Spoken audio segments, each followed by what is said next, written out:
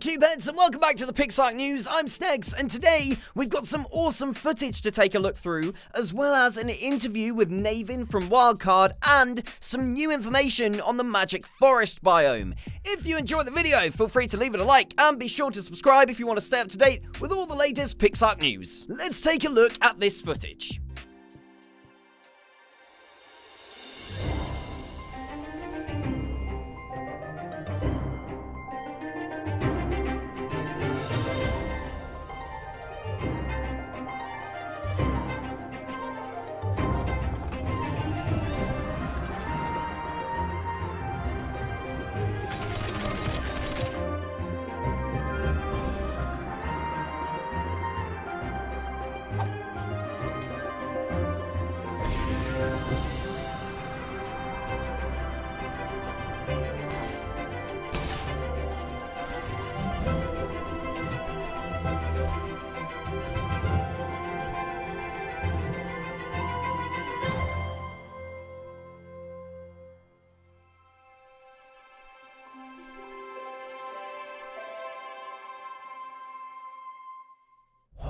Does anyone else feel just as hyped as I do for this? That footage just makes me like tingle inside. So that came out wrong. Let's have a chat about some of the key things that we can see from this footage.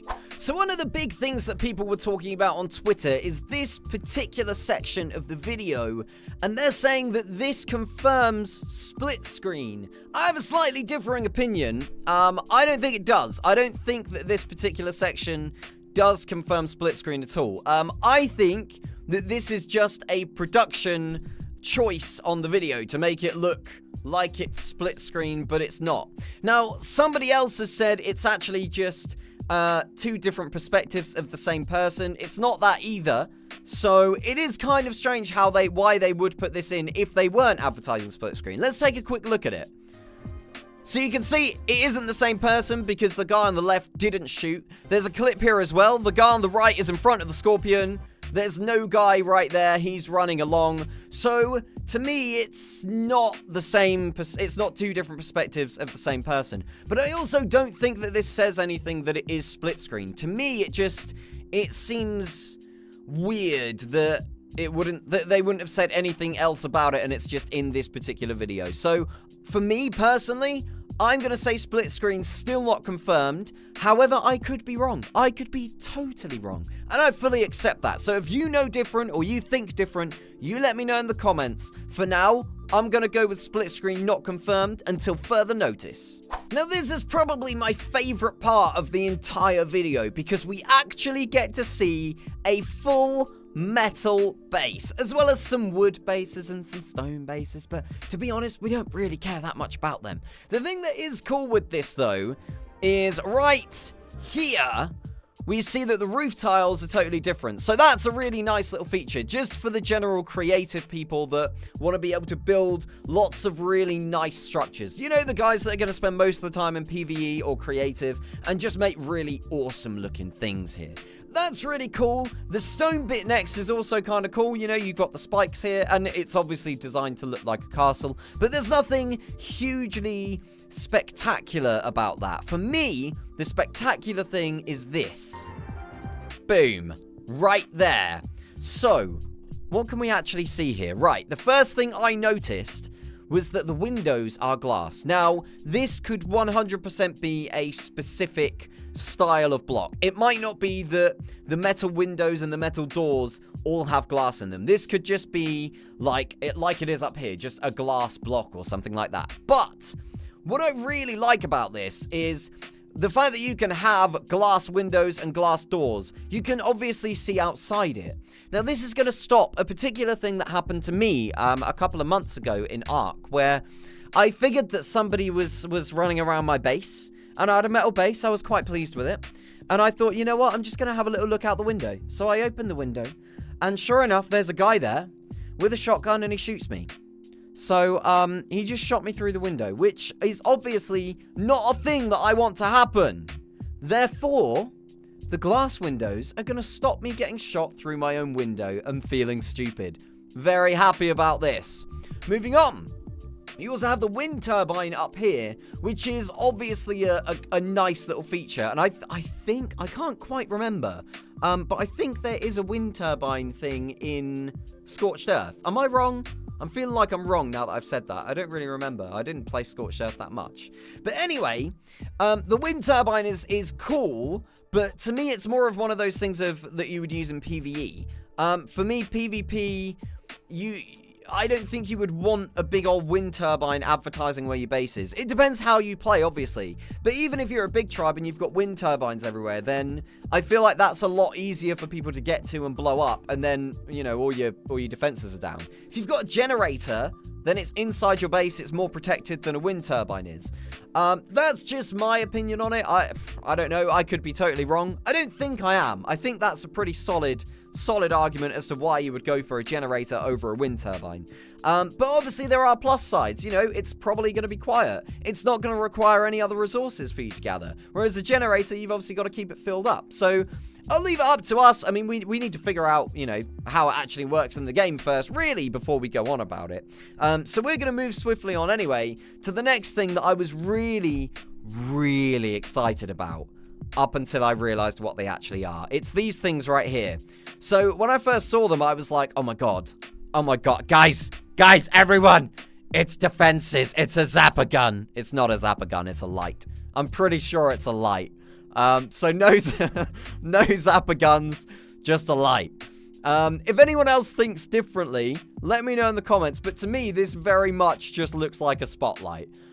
So we don't, to me at least, I don't think we get to see any raid defense, which is a bit of a shame.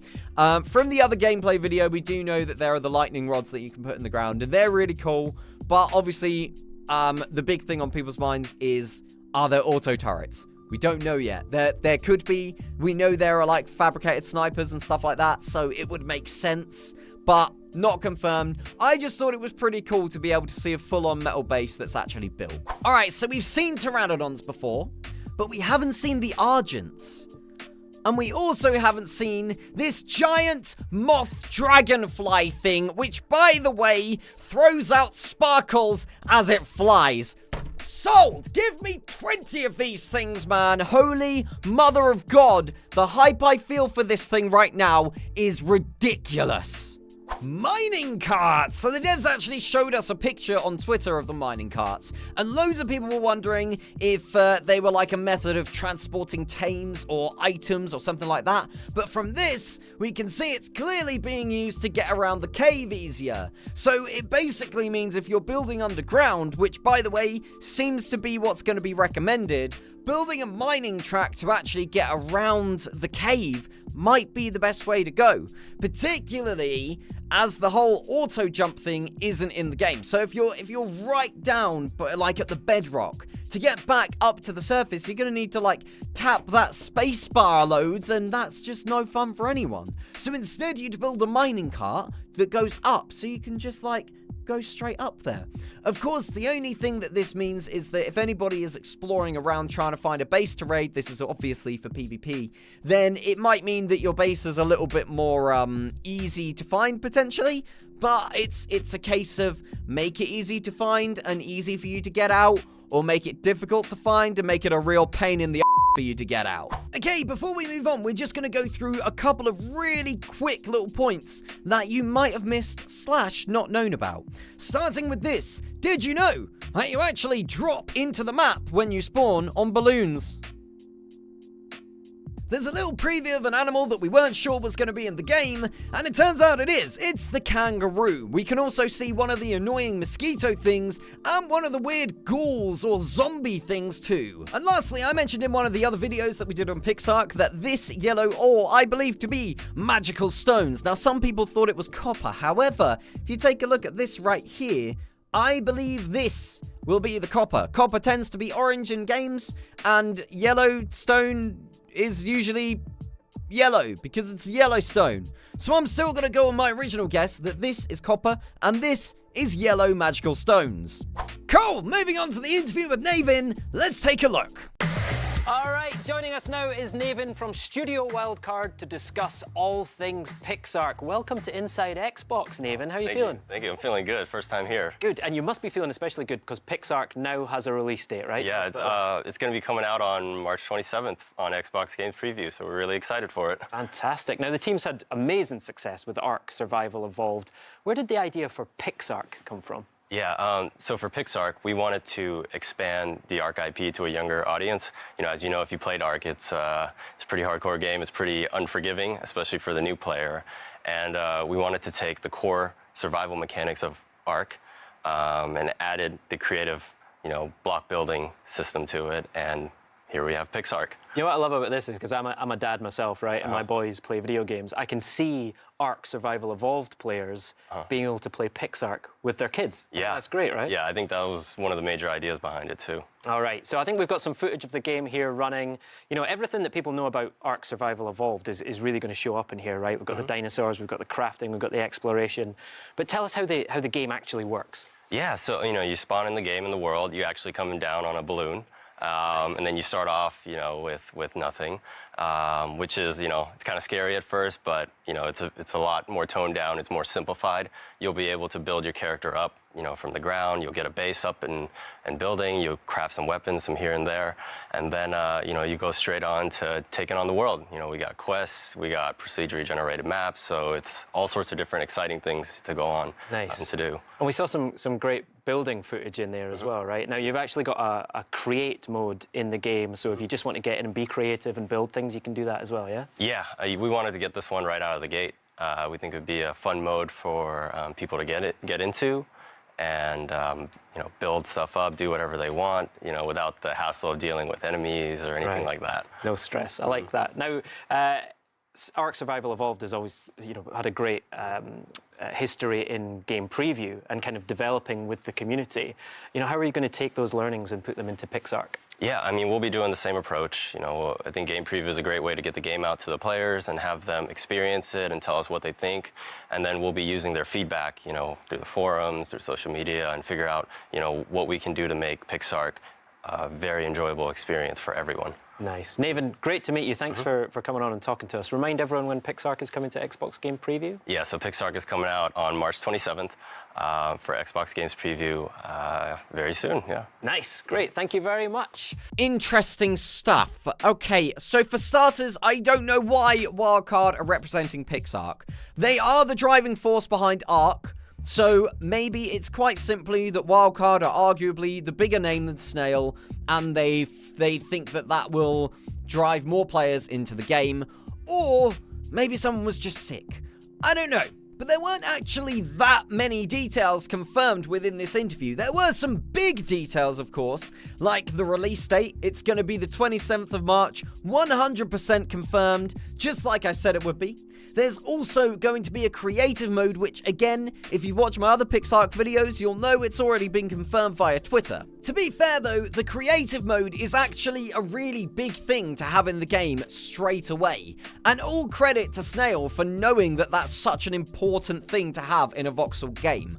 I'm really excited about this. It gives everyone a chance to test out builds before they go into an actual live server. And I used to do this for Ark all the time, but it was a real pain to have to cheat spawn all of the items in, and then sometimes you'd accidentally put the wrong thing in and you'd end up with 100 foundations on you and you can't move, and then you got to drop loads. It was difficult, all right? It sounds easy, and to be honest, it is easy, but there's so much more room for mistakes. With creative mode, it's probably going to be similar to Minecraft, where you can just be and all in this, you're just and I'm going to take that, I'm going to take that, I'm going to take that. I don't have any weight, so I'm weightless and I can move with everything on me.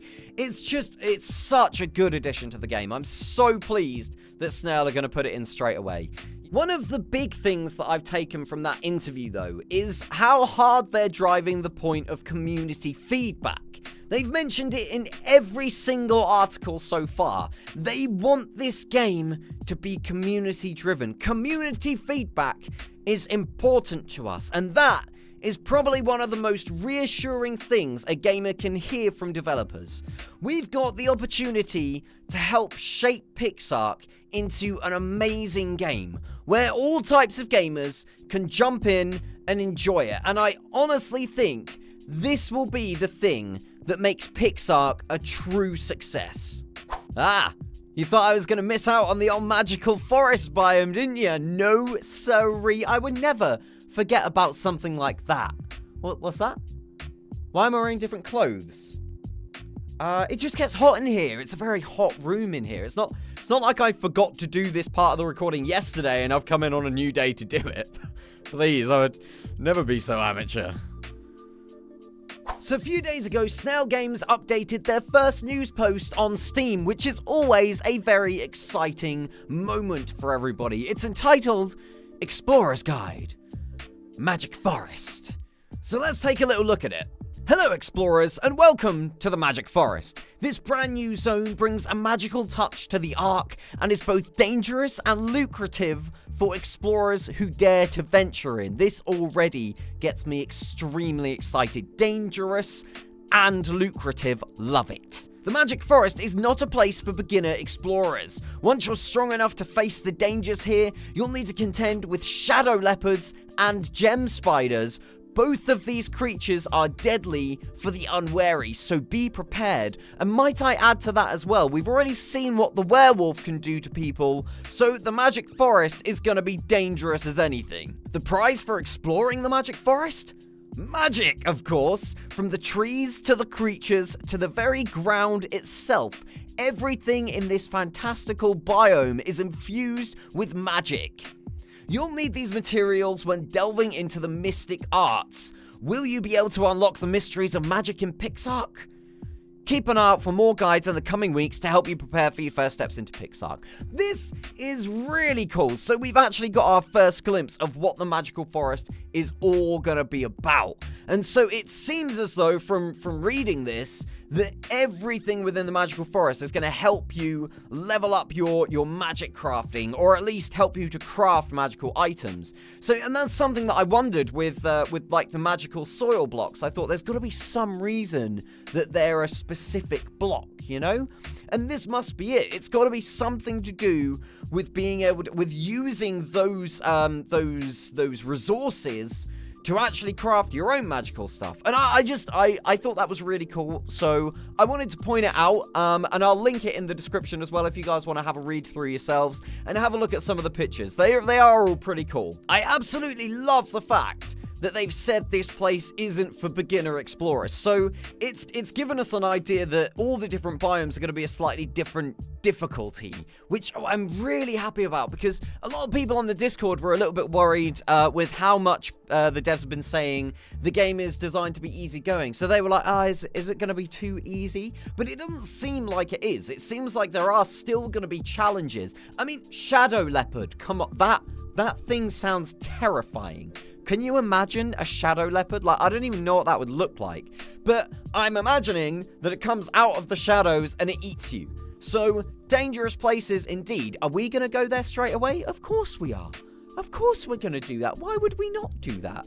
I think we can take that on, and I think as it's lucrative, we definitely should go there as beginners. Sure, we might die, but we'll just put loads of sleeper bags down. We'll be totally fine. Don't even worry about it. Everything will be under control just as soon as we get our hands on the game. Now, we're only a couple of weeks away from launch, so I'm expecting a lot more news to be coming out soon. So if you want to stay up to date with everything, I fully recommend you joining the PixARK Discord.